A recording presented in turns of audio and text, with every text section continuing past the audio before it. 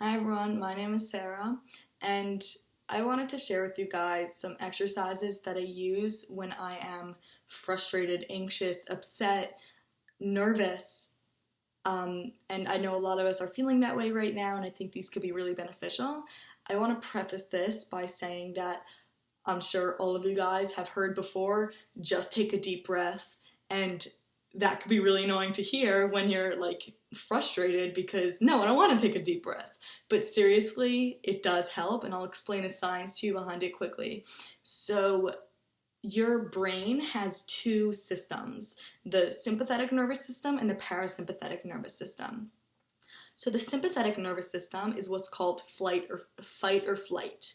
And that is basically, if you think back to like our primal years, like if we saw a predator coming or if there was a loud noise, your heart rate speeds up, you start breathing quicker and like more shallow breaths, you start sweating, your pupils dilate, that type of stuff. And then the parasympathetic nervous system is basically the opposite. It's like your brain saying, wait, no, everything is okay now. Let me start to calm down, slow down my breath, slow down my heart rate. And that is called rest and digest. And it returns you back to homeostasis, which is like a balanced body system. And so keep those two systems in mind. When you take a deep breath, when you breathe in, first of all, if you take deeper breaths rather than shallower breaths, you're triggering the parasympathetic nervous system, which goes along with deep breaths and that type of stuff. So then that will also trigger a slower heart rate, stopping to sweat, and just starting to think more clearly. Also, another really great tip, if you have longer exhales than you do inhales, so if you inhale for 6 seconds and exhale for 10, that can also help slow down your heart rate because every time you inhale, your heart rate speeds up just a little bit, and every time you exhale, your heart rate slows down just a little bit. It's not like enough to like be dangerous or anything, but that happens. And so if you have longer inhales than you do exhales, then your heart rate will eventually speed up because it wouldn't have that exhale to balance it out to kind of bring it back to normal. Meanwhile, if you have longer exhales than you do inhales, your heart rate will eventually slow down, which will trigger the parasympathetic nervous system and make you feel better altogether.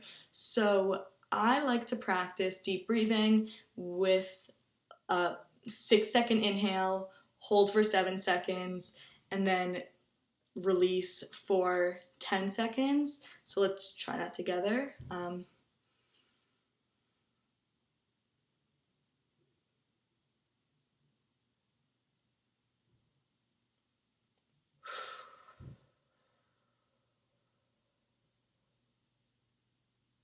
Okay, great.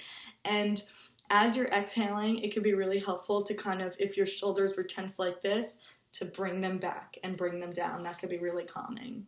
Another thing people use when they're deep breathing is they use what's called a mantra phrase. A mantra is a word or a phrase that triggers like a positive or calming memory in your brain. So a lot of times people use the word sky, sunset, beach, ocean, family, health. That's a big one right now. Any of those types of words, it's different for everyone, obviously.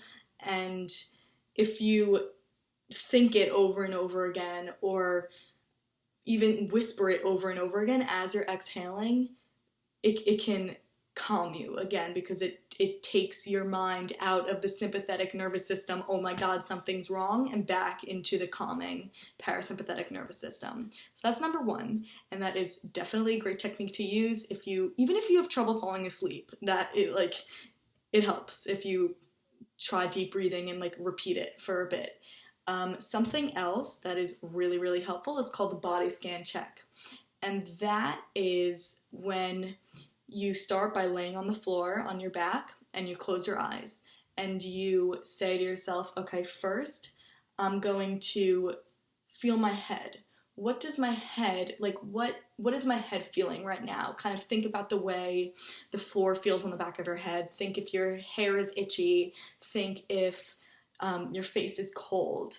And then do this, and then go down your body and do the same thing for each body part, including your fingers and toes. And you can actually kind of feel like the shift in pressure in your body as you go from, say, your head to your shoulders to your fingers. Like, you can kind of feel your fingers when you're thinking about them.